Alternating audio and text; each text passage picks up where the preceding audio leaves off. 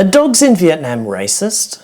I've wondered this from time to time over the years. Why? Well, I live in Vietnam, and in case you haven't noticed, I don't look Vietnamese. But seriously, I usually wonder this whenever a dog steps dead in its tracks after spotting me, and then stares me down and growls as if to say, "One move, motherfucker, and you're dead." Or just walks away and doesn't interact with me despite my attempts to engage. Hey, come on. Do you know how damaging that is to a white guy's ego in Vietnam if no one or no thing pays them any attention? Anyway, something happened to me at a cafe the other day that prompted this video. I was here in the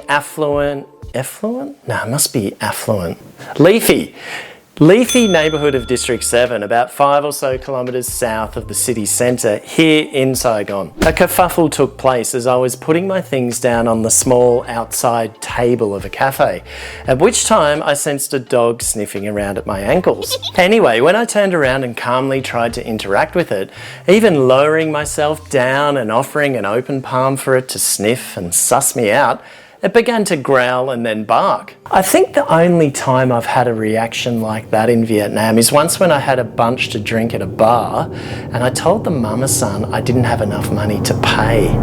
Oof.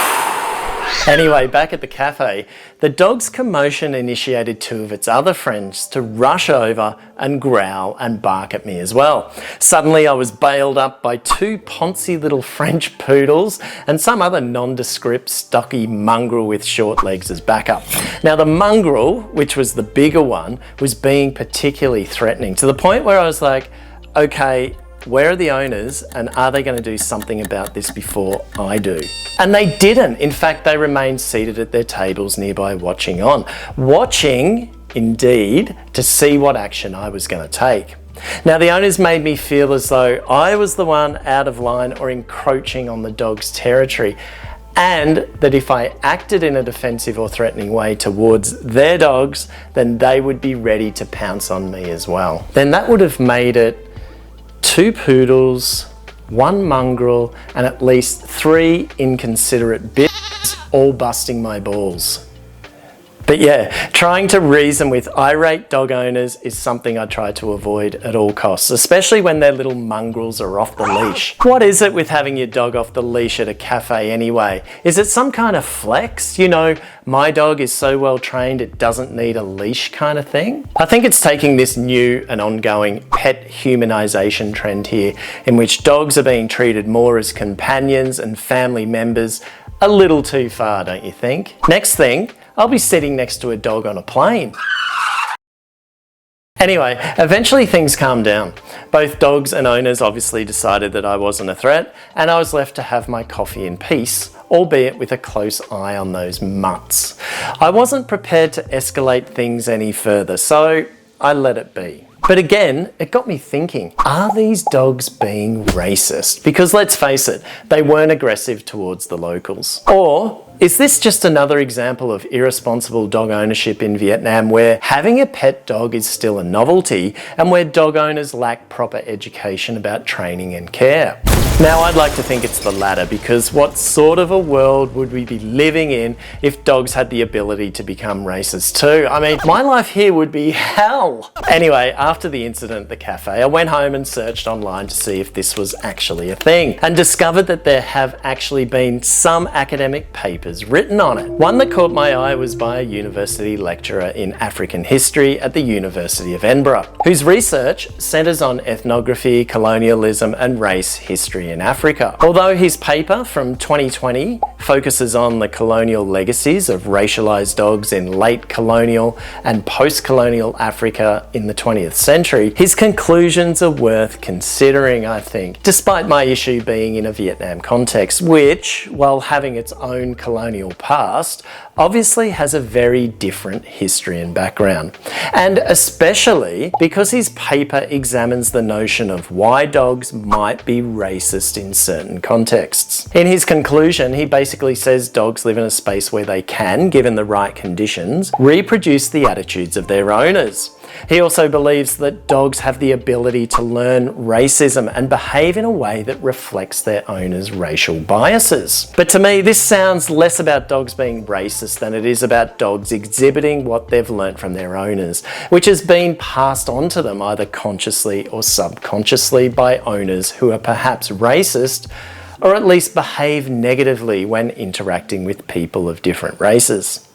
Which may be the case of the owners of these four-legged pests at the cafe I'm talking about. But what would I know? I'm just an old white Aussie bigot. Another study from 2019 hits on this fascinating conundrum in more detail and is believed to be the first academic investigation into racial bias in pet dogs. It set out to see if there is actually any credibility in the apparently popular stereotype that dogs can be racist. What the researchers confirmed was that there is evidence to support the idea that humans perceive racial biases in pet dogs. They also found some support for the hypothesis that if dogs are exposed to more interracial contact, interacting with people who look different more often, then the dogs, will behave more positively with people of different races in general. Now get this, an important point this study highlighted is the impact of non-verbal behaviour during interracial interactions and how dogs learn from non-verbal commands from humans. According to the study, one possible explanation for the behaviour of the dogs at the cafe I went to is the transmission of racial bias to the dogs via non-verbal communication, meaning that dog owners may intentionally or unintentionally teach their racial preferences to their dogs through the way they behave, suggesting that implicit personal preferences regarding race could be passed down the leash through demonstrating negative non-verbal behaviours. For example, pulling the dog away from someone foreign as they approach from the opposite direction. How interesting. Now, I'll never know the reason behind why the dogs at the cafe reacted the way they did towards me. But as the studies say, it could be just that I look so different from everyone else at the cafe and everyone else who enters their lives. After all, it's been well documented that dogs are fearful of human characteristics that aren't familiar to them. Now, the other but more sinister explanation is that the owners of these dogs in question at the cafe either intentionally or unintentionally communicate their racial preferences to their dogs via non-verbal actions whenever they encounter someone of a different race. After living here for 15 years, I feel pretty confident that it's the former, that the dogs just simply don't encounter people who look and smell like me on a regular basis, and as a result, react instinctively, which in this case is to scare the bloody shit out of me. Now, having said that, the owners of those dogs aren't off the hook just yet, because they could have taken measures to prevent this incident.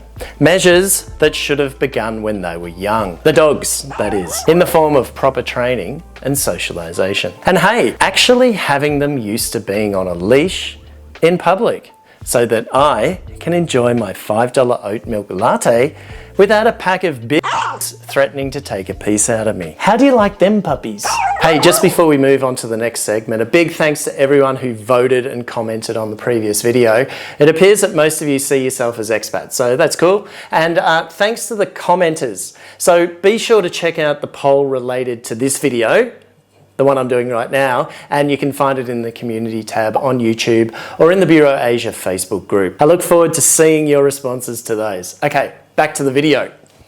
So from shutting up dogs to shutting up shops, McDonald's has just pulled down the shutters of its Ben Thanh location here in Saigon for the final time since opening to much fanfare 10 years ago. No, McDonald's isn't leaving Vietnam. There are still 25 stores across the country, much lower than the 100 stores it had hoped to open, mind you, and notably, these stores are located in just 4 cities. Macca's has failed to make inroads in Vietnam for a number of reasons, with the most notable ones being things like culture culture. When the Vietnamese go out to eat, they order up and share dishes, unlike the Western way of going out to eat when everyone orders their own meal, and may only share some for others to try. Price is another important reason. A Big Mac costs around $3 here, which doesn't sound much, but when you can potentially get 3 banh mi for the same price at your favourite street vendor more conveniently and quicker than you would get a Big Mac, then it's easy to see why families on a budget choose local street food ahead of Macca's. And then there are office workers who often go out for lunch in groups and want something hearty and cheap like gum dam, for example, which can usually be found just down the street. And let's face it, Vietnamese street food just simply tastes better. Which is another important reason why Mickey D's hasn't set the world on fire here. Burgers, especially Macca's, aren't really to the Vietnamese taste, especially when things like chicken, fish and pork rule.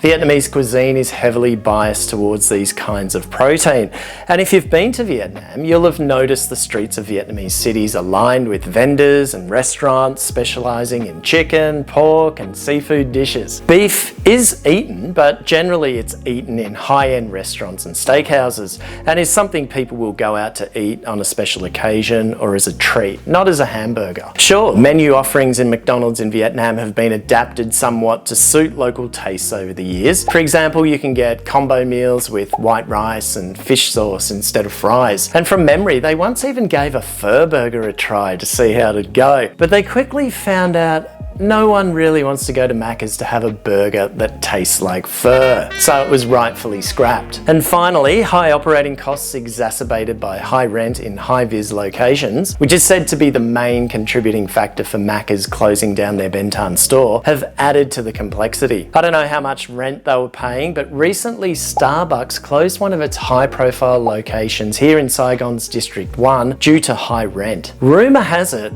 they no longer wanted to pay $30,000 to $40,000 a month in rent. So yeah, it's a matter of watch this space, literally, especially as Saigon's long-awaited Ben Thanh metro station is said to be opening soon. Will we see Macca's Ben Thanh go underground and reopen beneath the iconic market just up the road?